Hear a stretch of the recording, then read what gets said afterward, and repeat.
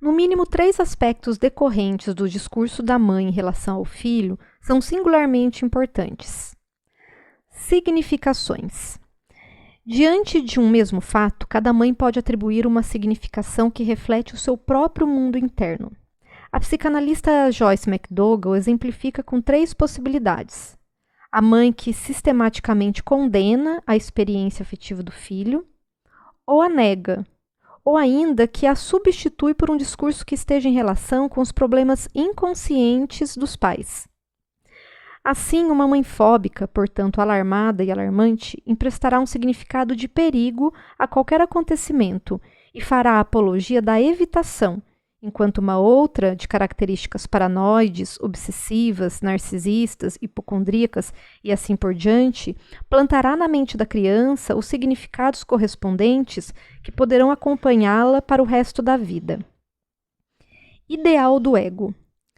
Uma mãe de características fortemente narciso-simbiotizadoras doutrinará o seu filho no sentido de quem ele é, na visão dela, como ele deve ser, e o que e quem ele será quando crescer, e como ele deve sentir, agir e amar.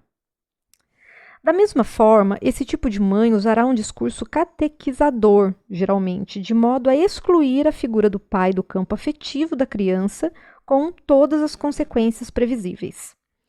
Um aspecto particularmente importante em relação à construção dos ideais é a atribuição de papéis, de distintas modalidades, algumas patológicas, que precocemente são conferidas à criança e que ela carrega como uma obrigação inconsciente de desempenhar, ao longo da vida. Duplo vínculo.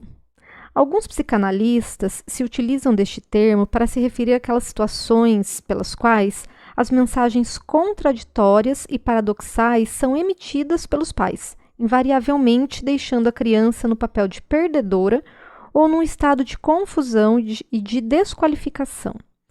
O emprego do duplo vínculo é bastante comum por parte das mães ou pais que se sentem ameaçados com a aproximação afetiva do filho e, como uma forma de controlar a distância afetiva, o rejeitam. Porém, ao perceberem e sentirem que a recusa foi um ato agressivo, que podem ameaçar uma separação mais brusca, por exemplo, buscam uma nova reaproximação simbiotizadora, num círculo vicioso, ambíguo e interminável. Na verdade, o uso do duplo vínculo visa a manutenção de uma dependência eternamente simbiótica. Bom, resta evidente aqui que, não obstante a ênfase desses últimos vídeos, principalmente, falando sobre a importância da mãe no trato do filho, a mesma é indissociada da figura do pai.